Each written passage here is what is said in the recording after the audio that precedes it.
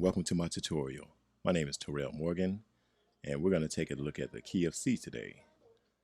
I hope you're ready, because we're about to get started. Let's go. Alright, just to locate the key of C, if you take a look at your keyboard, you'll see that C is going to be located under your two black keys. You have your two black keys right here, and then we have C. And then you'll notice there's many more C keys on your keyboard, depending on which spread you have. So there are several that we can work with. Alright, so we're going to take a look at the C major scale today. And just to start off with it, we're going to locate the C scale before we actually chord it. So I'm going to work with this C right here so you can actually see it. It's going to be C, D, E, F, G, A, B, and then one more C.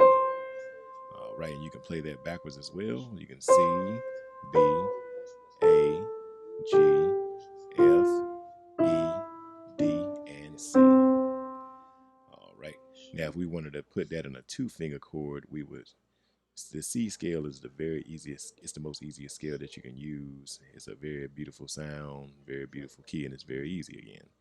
So I'm just going to show you the two-finger chords. We're going to start with C and E, D and F, E and G, F and A, G and B, A and C, B and D, and then one more C and E.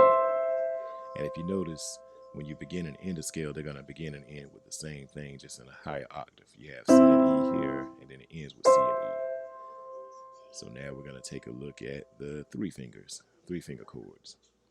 And that first chord is going to be C, E and G, D, F and A, E, G and B, F, A and C, G, B and D, A, C and E. I like to call that one ace. B, D, and F, and that's C major.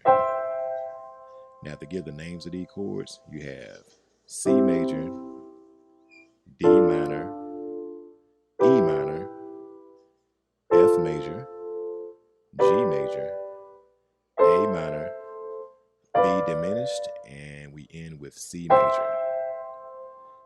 I hope this tutorial helped you out for today. You have a blessed day.